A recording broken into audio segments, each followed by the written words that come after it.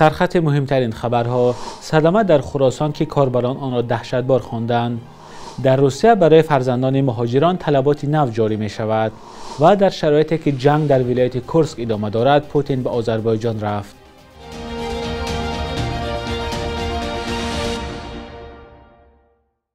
درود بینندگان عزیز، هفته نو را برای شما شاد باش میگوییم. آخرین خبرهای تاجیکستان و جهان را از استودیوی دوشنبگی رادیوی آزادی تقدیمتان میکنیم. امروز 19 آگوست سال 2024 است.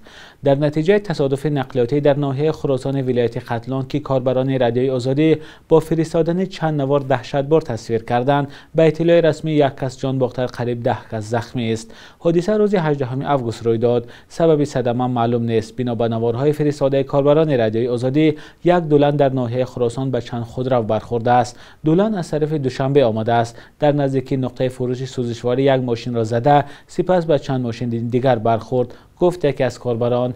در نوارها دیده می شود که ماشین دولن در راه چپه شده است و چند خودرو از پیش و پهلو آسیب دیدند. بعضی از مجروحان در کنار راه ایستادند و برخی را با ماشین ها سوار کرده به بیمارستان میبرند.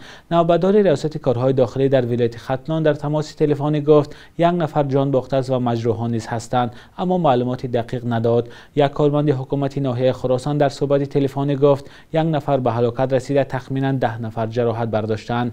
وزارت کارهای داخلی تا این لحظه حادثه را رسما شرح نداده است. دوره نوی مذاکرات تاجیکستان و قرقیزستان درباره علامتگذاری مرز به انجام رسیده است. گفتگوها از 11 تا 17 آگوست در شهر بادکند قرقیزستان برگزار شد، اما جانب‌ها جزئیات آن را فاش نمی‌کنند. در خبرنامه کمیته دولتی امنیت ملی آمده است دو طرف درباره منطقه‌های باقی مانده مرز صحبت کرده برای انیق کردن این قطعه‌های سرحد بازوا می‌خوانند. به اطلاع رسمی 94% مرز تاجیکستان و قرقیزستان معین شده، دو طرف برای 6% دیگر به توافق نرسیدند. مرزی که انیق نشده است به اطلاع مقامات قرقیزستان در منطقه‌های مرزی ولایت بادکند و ساغد تاجیکستان جایگیر است، جایی که در گذشته باعث بحث و جنجال‌های زیاد شده بود. امامعلی رحمان رئیس جمهوری تاجیکستان از اسرائیل و سازمان حماس دعوت کرده است که به جنگ و خصومت خاتمه داده، سازش آتش بس اعلان کنند و سر میز مذاکره بنشینند. او روز 17 آگوست در سخنرانی آنلاینی در همایش صدای جهانی جنوب که هند آن را میزبانی میکند گفته است وضع فاجعه بار فلسطین امروز باعث نگرانی عمیق جامعه جهانی گردیده است. ما جانب‌ها را برای آتش بس فوری و مذاکرات مسئولیت آمیز دعوت می‌نماییم.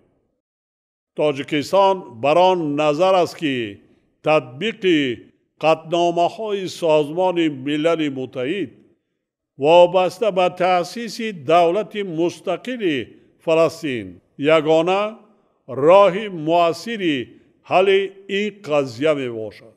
جنگ در نوار غزه بیش از 10 ماه است که ادامه دارد و تلاش‌های زیادی جامعه جهانی برای برقراری آتش بس بی نتیجه بوده است. در روسیه طرح قانونی را تهیه کردند که بر اساس آن زباندانی فرزندان مهاجران پیش از قبول به مکتب سنجیده می شود. به اطلاع رسانه‌های روسی، خدمات نظارت در ساحه معارف روسیه از این پیشنهاد طرفداری کرده است. ایگور کروگلینسکی، معاون وزیر معارف روسیه، در یک همایش وابسته به موضوع مهاجرت گفته است کودکان خارجی موظف می شوند که پیش از قبول شدن به مکتب‌ها از زبان روسی امتحان سپارند. جزئیات بیشتری این سند معلوم نیست. روشن نیست که فرزندان مهاجران در حالت نگذشتن از امتحان از زبان روسی از تحصیل دور میمونند. سال روان و بخصوص بعد حادثه کراکورس قانون‌های وابسته به مهاجرت در روسیه سخت‌تر شد.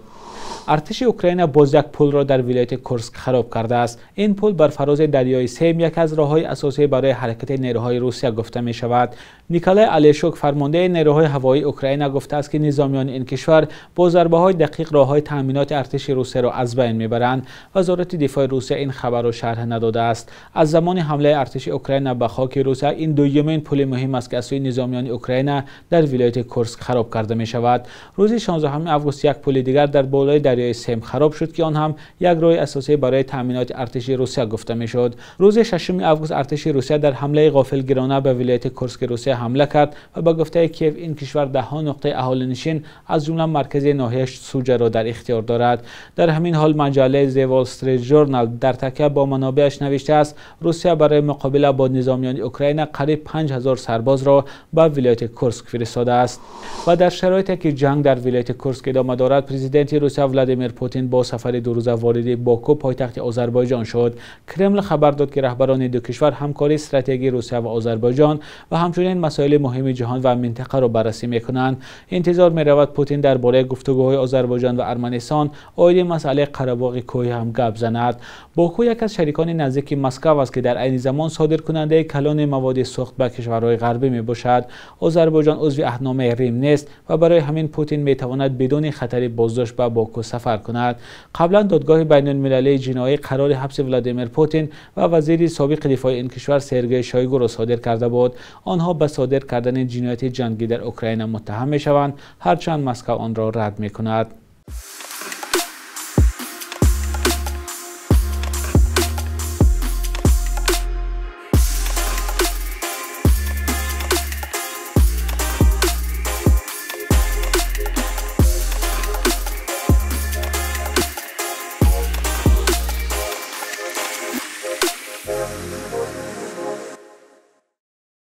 هجدهم آگوست در تاجیکستان همچون روز پزشکان قید می شود. در این روز از کار این قشر جامعه توصیف می کنند، اما از مشکلاتشان از جمله کم بودن معاش کمتر می گویند. در جامعه تاجیکستان هم نظرها به کار پزشکان یکسان نیست. یک شکایت اساسی هم از این بخش فساد یا کروپسی است. همکاری ما از ساکنان در شهر باختر پرسید که نظرشان به کار دکتران چگونه است.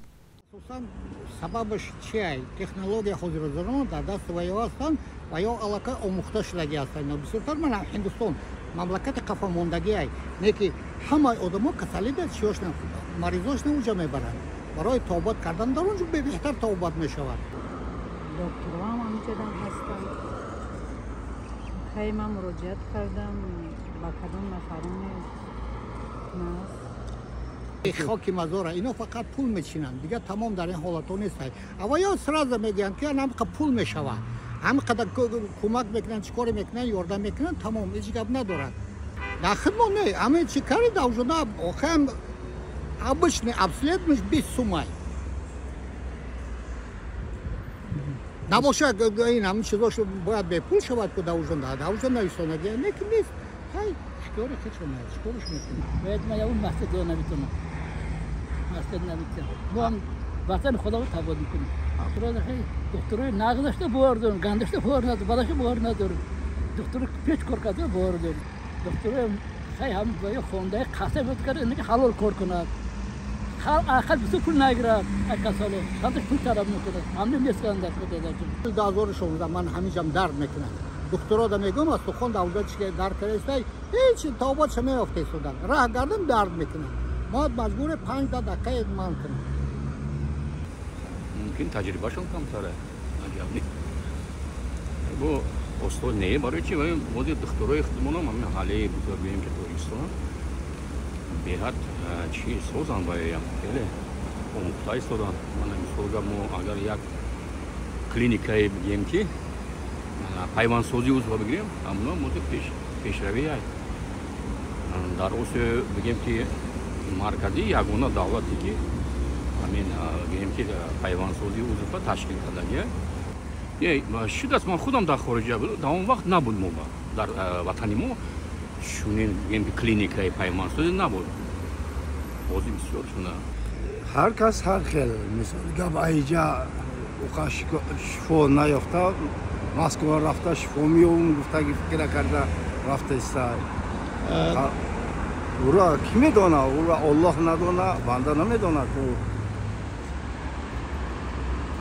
بخش یک روز تاریخ است که مهمترین تحولات تاریخی در روز 19 آگوست را فرا میگیرد.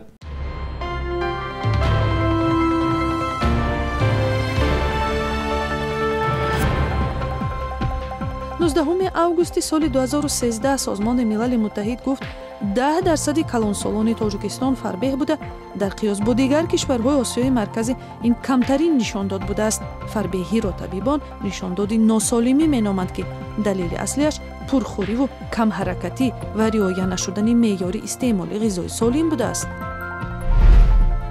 19 августи соли 2015 духтари кӯчарӯби тоҷик Мунира Мирзоева як симои харитаи зебоӣ дар интернет бо истиқболи гарми сокинони Тоҷикистон рӯбарӯ шуд. чеҳраи хандони духтари тоҷик бо либоси кӯчарӯбии корӣ яке аз хотирмонтарин қаҳрамонҳои харитаи бонувони зебои ҷаҳон гардид ки онро аксбардори руминӣ Михайла Норак таҳия кардааст. 19 августи соли 1961 зодрӯзи овозхони маъруфи тоҷик Муборакшоҳ Мирзошоев аст ки дар 39 соли умраш тавонист равияи хоси худ дар мусиқии замонавии тоҷикро ба роҳ монад. бо гузашти солҳо таронаҳои Сабзабанозу Чорҷавон ва дигарҳо ганҷинаи мусиқии замонавии тоҷик боқӣ мемонанд. صبح امروز در بانک تجارتی تاجیکستان 1000 روبل روسیه به 119 سامان برابر از 100 دلار آمریکایی باشد تا 1062 سامان ارزش دارد. قربی رسمی بانک ملی تاجیکستان برای امروز چنین تعیین شده است.